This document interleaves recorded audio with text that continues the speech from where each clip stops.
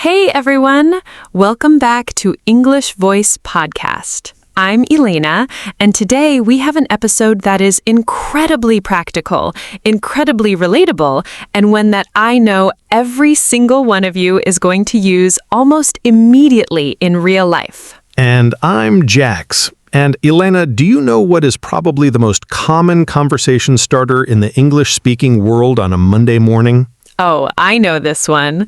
How was your weekend? Exactly. How was your weekend? Those 4 words, they come at you in every workplace, every classroom, every social setting, every Monday of every week. And yet, so many English learners freeze up when they hear them. They say, fine or good, and then the conversation stops. And today, we are fixing that completely, because talking about your weekend in English is so much more than just saying it was good.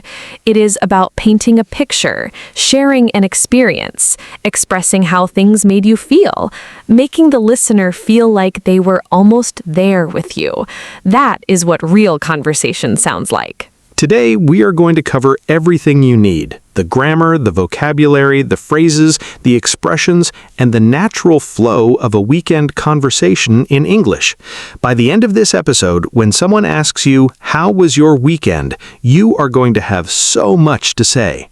Let's start with the grammar, because weekend talk in English uses a mix of past tenses, and you need to feel comfortable moving between them naturally. The simple past is your main tool. This is the tense for completed events, things that happened at a specific time over the weekend. I went to the market on Saturday morning. She cooked a big family meal on Sunday. We watched a film on Saturday night. He slept in until 10 on both days. I visited my parents on Sunday afternoon. These are all completed events. They happened, they finished, they're in the past. Simple past for all of them. But you will also need the past continuous, the was doing or were doing form, for describing what was happening as a background, or for activities that were in progress when something else happened. It sets the scene and adds texture to your story. I was sitting in the garden when it suddenly started raining. We were having dinner when my phone rang. She was reading in the afternoon when her friend knocked on the door. The past continuous creates the atmosphere, the ongoing background, and then the simple past brings in the event that interrupted or happened within it. And you will also use the present perfect sometimes when you want to connect your weekend experience to the present moment. I have never felt so relaxed after a weekend. I have finally finished the book I was reading. That was the best meal I have ever had. It has been the most enjoyable weekend in a long time. Now, let's talk about the essential vocabulary for weekend conversations, because the right words are what make a weekend story come alive. And there are some really beautiful, expressive English words and phrases for this. For a relaxed, quiet weekend, I had a really lazy weekend. I took it easy for once. I just stayed in and recharged. I had a very low-key weekend. I didn't do very much, but that was exactly what I needed. I spent most of it just resting and recharging my batteries. I love that phrase, recharging my batteries. It's such a natural English expression for recovering your energy and feeling refreshed. Another great one, I needed some downtime, and I finally got it. Downtime means a period of rest and relaxation, away from work or obligations. It sounds very natural in everyday conversation. For a busy, eventful weekend, I had a really packed weekend. It was absolutely non-stop from start to finish. I barely had a moment to sit down. I had so many things on this weekend. It was exhausting, but really enjoyable. I feel like I need another weekend to recover from my weekend. I feel like I need another weekend to recover from my weekend. That one is so relatable. And packed is a great word. It means completely full of activities, events, and commitments.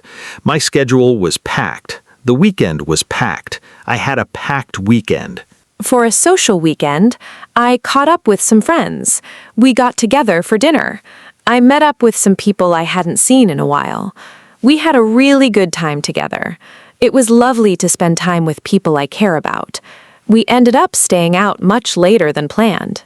Those social phrases are so natural. Caught up with friends, meaning you spent time reconnecting with people after not seeing them for a while. Got together, meaning you gathered as a group. Met up with, meaning you arranged to see someone. These are the phrases native speakers reach for when describing social plans. For a productive weekend, I actually got quite a lot done.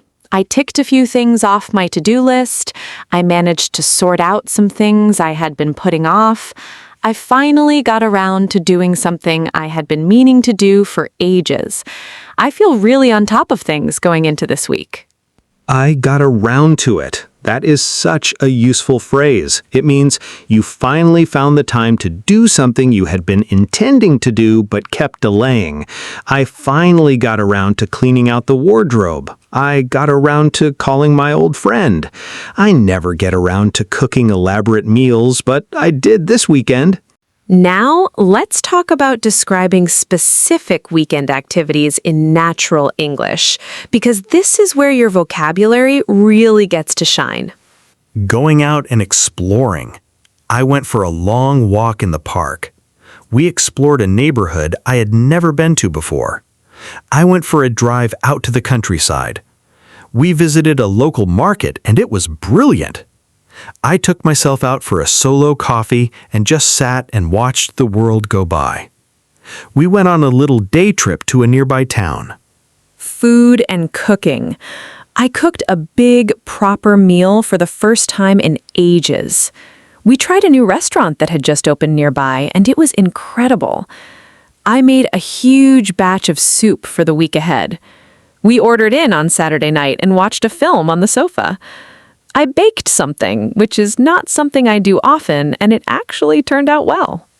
I love that, and it actually turned out well. That phrase is perfect for something you attempted that surprised you with how well it went. The meal turned out really well. The plan turned out better than expected. The trip turned out to be one of the highlights of the month. Entertainment and leisure. I watched a really good series. I read a book that completely absorbed me. I went to see a film at the cinema. I listened to a new album that I have been looking forward to. I spent a few hours just pottering around the house. I went to a live event and had an amazing time. Pottering around the house, that is such a wonderfully British expression. It means moving around the house in a relaxed, unhurried way, doing small, unimportant things. Tidying a little here, rearranging something there, just existing comfortably in your space without any real agenda. I love that phrase. Exercise and outdoors. I went for a run first thing on Saturday morning. We hiked for about 2 hours and the views were breathtaking. I did a yoga session in the morning which set me up perfectly for the day. I swam for the first time in months. I cycled to the farmer's market and back. Set me up perfectly for the day. That is a great expression. It means something that put you in a good physical or mental state at the beginning of the day. That morning run set me up perfectly. A good breakfast always sets me up for the day. That walk set us up perfectly for the afternoon. Family and home. I spent time with my family, which was really special. We had a big family lunch on Sunday, and it was chaotic but wonderful. I helped my parents with something they needed. I had a really lovely, quiet day at home with the people I love.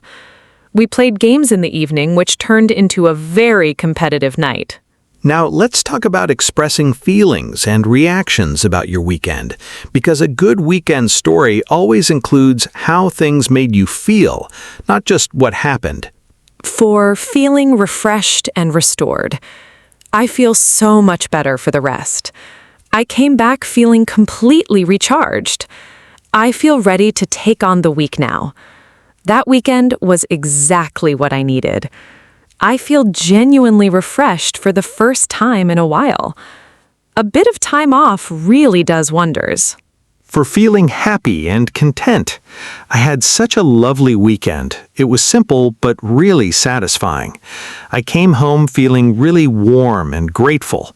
It was one of those weekends that just felt really good. Nothing extraordinary happened, but everything felt right. I felt really lucky to have the people and the moments that I have. For feeling that it went too quickly. The weekend absolutely flew by. Before I knew it, Sunday evening arrived. 2 days is never enough. I can't believe it's Monday already. The weekend felt like it lasted about 5 minutes. I could have done with at least one more day. The weekend flew by. That is probably the most universally used weekend phrase in the English language. Every Monday morning, millions of people say it. It flew by. It went so fast. Time flies when you are having a good time, or even when you are just resting and the days feel soft and easy. And that last one, I'm glad it's over and ready for a fresh start, is so honest and so real. Not every weekend is wonderful. Sometimes they are hard or disappointing or just flat. And being able to express that honestly in English, without complaining endlessly, but just acknowledging it, is a sign of real conversational fluency. Now, let's put it all together. I am going to describe my weekend from start to finish, using everything we have covered today: grammar, vocabulary, emotions, natural phrases. And I want you to notice how it all flows together. Go ahead, Elena. It was a really lovely weekend, actually. On Saturday morning, I woke up without an alarm, which already felt like a luxury. I made a slow breakfast, sat outside with my coffee, and just enjoyed the quiet. Later in the morning, I went for a long walk. I ended up exploring a part of my neighborhood I had never really paid attention to before. It was genuinely lovely. In the afternoon, I caught up with a friend I hadn't seen in a while. We sat in a cafe for hours, just talking and laughing and completely losing track of time. It was the kind of conversation that leaves you feeling full. That is so beautifully described. A conversation that leaves you feeling full. What a wonderful phrase. Saturday evening, I cooked a proper meal, something a bit elaborate that I had been meaning to try for ages. It turned out really well, which was a pleasant surprise. Sunday was much quieter. I read for most of the morning, did a bit of yoga, tidied up a few things around the house. In the afternoon, I video called my family, which was really nice. By Sunday evening, I was tired, but in a really good way. The weekend flew by, but it was exactly the kind of weekend I needed. I feel properly recharged going into this week. That story is absolutely perfect. Simple past for all the completed events, past continuous for the background scenes, present perfect for connecting to now, natural phrases everywhere. Waking up without an alarm, losing track of time, turned out really well, the weekend flew by, feel properly recharged. That is fluent, natural, real English. Now let's finish with our complete toolkit. The essential phrases organized by category that you can reach for whenever someone asks you about your weekend. Opening responses. It was a really lovely weekend. It was quite a busy one, actually. It was nice and relaxing. It was a bit of a mixed one, to be honest. It was exactly what I needed. It was absolutely brilliant from start to finish. Describing the pace. It was really packed. It was very low-key. It was non-stop. I took it easy. I barely stopped. I had loads of downtime. I recharged my batteries completely. Describing activities. I caught up with some friends. I went for a long walk. I cooked a proper meal. I finally got around to sorting out something I had been putting off. I explored somewhere new. I pottered around the house. I watched something really good. Expressing feelings. It flew by. I came back feeling recharged.